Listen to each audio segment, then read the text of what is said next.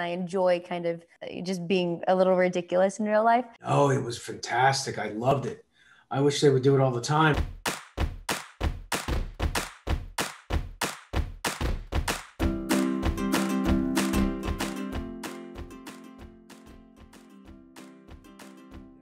We consider it hybrid, which means we are using animation and real photography. We made it a point to keep them looking like they were originally created. We actually had software that created hand drawing type of that method. But of course, we're in computers, so it would take us too long if we had every animator draw every frame. So the computers help us out, but it is 2D.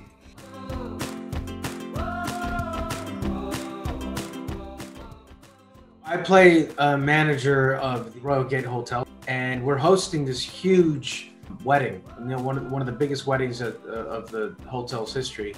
We wanted to go perfectly, obviously, it's going to be great for the hotel. Publicly, it's going to be great. And we have a mouse problem, of course. And the only way to get rid of the mouse is to hire a cat. I'm trying to hold everything together and make sure that it runs smoothly. And meanwhile, Tom and Jerry are just going to be Tom and Jerry. Honestly, the way this character is on screen and the silliness that ensues is more realistic to who I am in real life than my other projects. I'm very silly. I'm very like physically comedic, and I enjoy kind of just being a little ridiculous in real life. I wanted an opportunity to show that on screen, and this project was so wonderful. And honestly, when I read the script, I was so surprised and excited about how funny and how relevant and kind of progressive the story was, while all at the same time harkening back to the things and the iconic antics that I love with Tom and Jerry. Important to create the spirit. In some cases, I took actions from the original cartoons and just put them into the movie. And other times it was just trying to keep the spirit of Tom and Jerry. They're always fighting like siblings. And if I could just kind of create that energy throughout the whole movie, I figured kids would have a lot of fun and parents would kind of remember what this used to be like.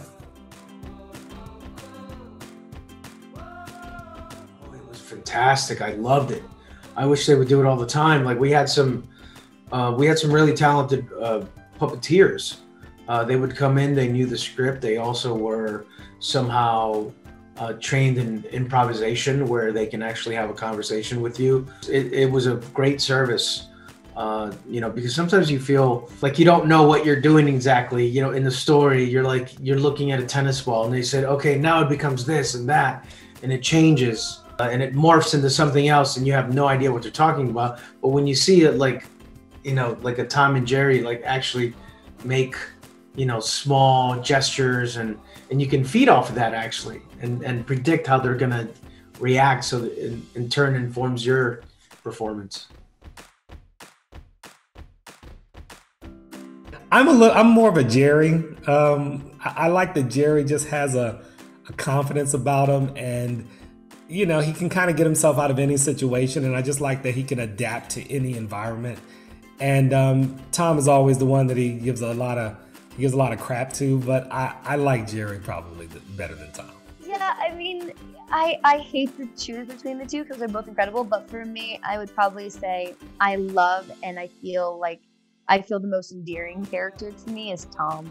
He always gets so beat up, and he's always chasing Jerry. And Jerry's wonderful, but I feel like I shouldn't even give Jerry the credit because he's already so good at what he does. So I feel like I like the underdog in Tom.